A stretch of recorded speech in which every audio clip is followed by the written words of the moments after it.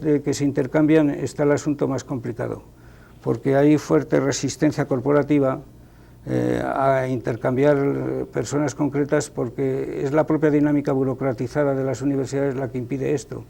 Y allí hay un dicho antiguo que se puede recordar ahora: el que se va a Sevilla pierde su silla. Sí. Y el que se iba a México pues podría perder otro lugar, ¿no? Es muy difícil porque no hay una visión de la docencia flexible, sino que es muy endógena. Y hay una fuerte presión desde abajo para cooptar a los puestos de arriba, y no conviene meter a gentes que compitan arriba a los de abajo, ¿no? Es decir, hay fenómenos corporativos que están dañando la misión genuina de la universidad, ¿no? Pensamiento, cultura, ciencia, comunicación, y el que más valga, más sepa y más pueda, y el que no valga, que se salga, ¿no? y sea expulsado. Este rigor no está introducido en la cultura universitaria, y allí digamos que el mejor director de departamento no es necesariamente el mejor profesor, ni el mejor vicerrector de investigación es el mejor investigador, porque es gestión, y la gestión esta vez es por encima, ¿no? Uno puede tener reconocimientos como científico y no tener reconocimiento en la universidad, porque no siempre es una labor humana, ¿no? Es una empresa humana, además de una empresa de conocimiento, y lo humano introduce sus virtudes y sus deformaciones y sus penurias, ¿no? Y la miseria también está presente, desgraciadamente, ¿no? Así es. No sé si pudiéramos hablar un ratito de las competencias, que en el caso mexicano ha sido a mi manera de ver, también una imposición pragmática, que por las autoridades financieras internacionales, que obligan a la evaluación, a que haya evaluación para poder financiar el desarrollo de la educación. Y entonces el país mexicano ha entrado desde el año 2000 en una dinámica de evaluar compulsivamente la enseñanza, el aprendizaje, incluso con esta idea de la Organización para la Cooperación del Desarrollo Económico, la OCDE famosa, con su programa de internacional de estándares. Los organismos económicos no se preocupan de otra cosa que de lo que están llamados a preocuparse. El problema es que sean los que dictan la política. Así es. Es decir, el problema es que ellos dicten la política. En España en eso Latinoamérica, América Latina y México fue pionero antes que Europa, pero Europa acabó copiando los dictámenes de la OCDE, que están gobernados por todos los países. México también está en la OCDE. Está, sí.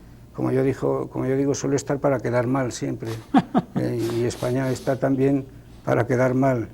Es decir, no sé qué afición tienen a figurar en sitios que les van a sacar siempre en malos lugares.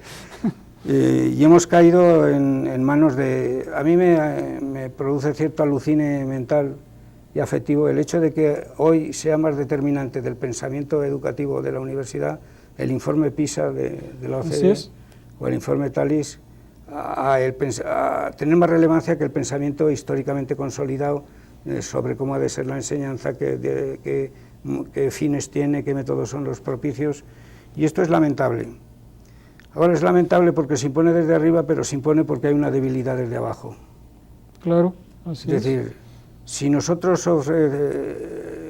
la ideología tiene horror al vacío, y si no hay una ideología en un sentido, hay otra que se te apodera del terreno. Del terreno.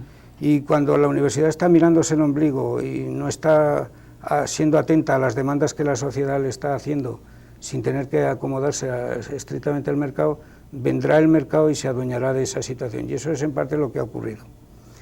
El tema de las competencias, pues esto me fastidió a mí tanto que una tarde con unos amigos decidimos hacer un libro, porque había que salir rápidamente al mercado, porque veíamos que no había ningún argumento publicado que fuera crítico con el tema de las competencias. Y es que en la universidad, desgraciadamente, no ha habido educación, no ha habido pedagogía, ni buena ni mala. Y la universidad, yo creí que iba a reaccionar negativamente la española, pero ha reaccionado pasivamente. Este tema de las competencias lo ha introducido el lenguaje burocrático administrativo de los ministros, los consejeros de las comunidades autónomas, que son lo equivalente a los estados mexicanos, pero en la práctica no han cuajado, y yo presumo que ni podrán cuajar, aunque hay alguien que les sean útil, y yo me parece que si les sirven y les es útil hay que dejarlo en paz, y que lo que me parece inadmisible es que un lenguaje que es parcial, sin fundamentación pedagógica ni cultural, sin mostrar la eficacia que dicen que muestra, pero no hay demostración, se adopte como un esquema de organización pedagógica universal. Yo me hago preguntas de ingenuo, digo con ironía, ¿por qué ha sido mi país el que Dios o la divinidad o los dioses o los hados han elegido para implantar esta reforma y no han elegido Yale, Harvard o la Universidad de Nueva York? ¿Por qué las competencias forman parte del lenguaje de nuestros equipos aquí y allí, y en Harvard dictan el currículum de otra forma y llaman sociología la educación, administración educativa, y el alumno estudiará los textos fundamentales y a través de eso será competente, o latino, me da igual, ¿no? Es decir, ¿por qué un país como el mío, que no es pionero en el pensamiento ni en la ciencia mundial, ha encontrado un remedio que nadie idiota de él no había descubierto hasta entonces? Los fenómenos de la educación, yo tengo siempre la prevención de decir que si alguien hubiera tenido la varita mágica en su mano para resolverlo, ya alguien lo hubiera resuelto, o lo habrían aniquilado por resolver un problema que no conviene que se resuelva. Y entonces ha aparecido un lenguaje nuevo, que no es nuevo, pero que es muy peligroso. Y no es nuevo porque esto ya se ha producido en otros momentos y tiene un ámbito específico de aplicación donde hay que defenderlo. Yo suelo decir que cuando monto en Iberia para venir aquí, no quiero que me pilote un piloto creativo, sino un piloto que sepa ejercitar la acción precisa para traer el avión al aeropuerto de DF y después a Guadalajara. Si yo hablo de un mecánico de taller de automóviles o de un carpintero, quiero que sea eficaz en que me haga el arreglo de la fontanería, de la electricidad o de la silla que se me ha roto, ¿no? Pero, ¿qué es un médico competente? Pues la cosa ya no está tan clara, aunque hay criterios para determinar qué es un cirujano competente. ¿Qué es un sacerdote competente? Pues no lo sé, aquel que convierta más fieles, aquel que lleve más almas al cielo, no puedo. ¿Qué es un profesor competente? Pues hay modelos distintos de competencia. La universidad tiene una característica pedagógica y es que es muy heterogénea. No puedo tratar igual a medicina que a ingeniería eléctrica, que a ciencias humanas o que a griego clásico, ¿no? Es decir, el conocimiento, como decía Stenhouse, tiene en su propia formulación la metodología con la cual ha de desarrollarse, sin querer decir que desde el conocimiento se pueda decidir toda la metodología. Entonces, con estas editamos un libro que se llama Educar por competencias, voy a ver cómo recuerdo que se llama Educar por competencias, que hay de nuevo, que el título se lo puse yo tengo el primer artículo, que es una especie de decálogo de posiciones, en el sentido de que es un movimiento falsamente moderno, que es un movimiento que tiene su explicación en un ámbito del conocimiento práctico aplicado y no lo tiene en general, que es un movimiento científicamente sin fundamento. Estoy diciendo quiero decir lo siguiente: yo veo los informes, quién los hace, y no veo ninguna autoridad mundial del ámbito de la filosofía, la sociología, en términos generales de pedagogía, educación, psicología. Hay señores que pertenecen a las burocracias de los organismos internacionales, que dependen de la iniciativa de los gobiernos, porque la OCDE la gobierna, los representantes de los gobiernos de la OCDE, por lo tanto no van a decir nunca nada en contra de los gobiernos de la OCDE, simplemente se limitan a resaltar que México está en el lugar 40, España el 33 y que sería más bonito que estuviera en el 1 o en el 2, pero no te dice por qué estás en el 2 y en el 3, te dice que estás en el 2 y en el 3, ¿y qué? Pues estoy en el 1 en estudios de literatura hispánica, pero estoy en física atómica, puedo estar el 14. Estados Unidos tiene las mejores universidades del mundo y tiene universidades tan malas o peores que la mía. Es decir, hay un nivel de competencias muy distintamente ejercido en distintos tipos de estudio. Luego, si te pones a pensar ya en un terreno estrictamente técnico, ¿qué significa la competencia? Pues yo entiendo que la competencia es la capacidad de aplicar exitosamente un tipo de saber a un tipo de situación. Pero más allá de eso no puedo decir, porque la situación es distinta en cada caso, el conocimiento aplicable es distinto y la capacidad de aplicar es muy diferente. Cuando digo competencias, ¿qué pienso? ¿Que son distintos de habilidades, distintos de destrezas, distinto de formación, distinto de capacitación? Entonces, el lenguaje nos ha ofrecido suficiente riqueza, es suficientemente plural como para pensar que un concepto más no viene a resolver el problema, sino que viene a complicarlo en la medida que se convierte en una doctrina universal dogmática.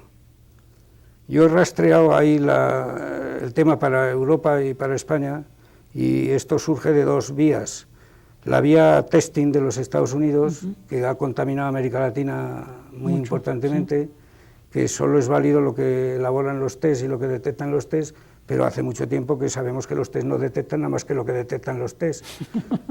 Es decir, Eisen decía que es inteligencia lo que miden sus test de inteligencia, y Michel Thor, porque es francés, decía en un libro del cociente intelectual hace años que si viniera una hecatombe y sobreviviese un niño de ciudad y un niño de pueblo, el único que sería capaz de llevar a cabo una actividad que sobreviviera en el tiempo sería el del niño de campo y no el de ciudad, que no sabría buscar ni los huevos de la gallina, ni sabe que los huevos los pone la gallina, ni que la leche no viene en Tetrabric, sino que procede de las vacas.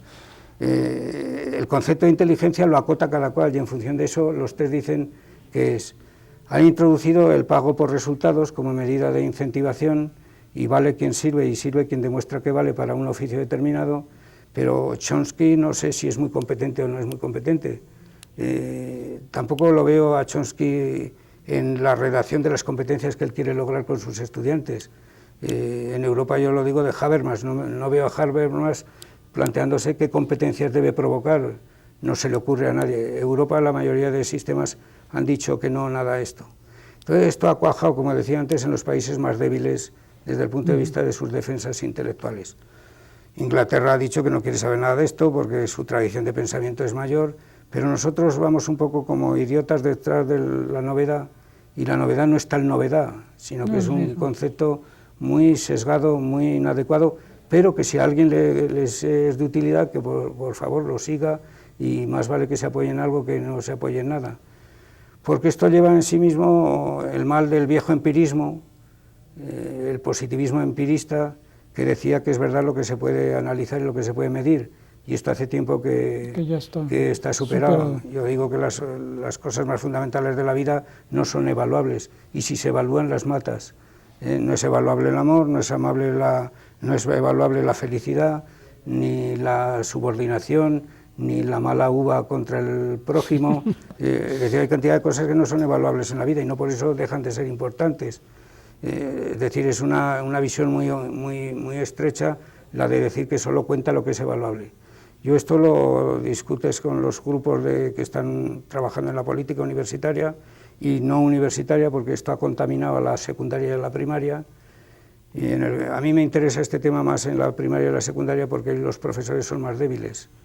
En universidad tienen la capacidad de decir esto es una idiotez o me es útil y lo aplico, pero en secundaria en España son reticentes porque no ven que tenga sentido, y en primaria pues dudan, porque ¿quién se opone a la OCDE? Si es una especie de iglesia económica, de Vaticano económico, ¿no? ¿Quién se opone a la OCDE y quién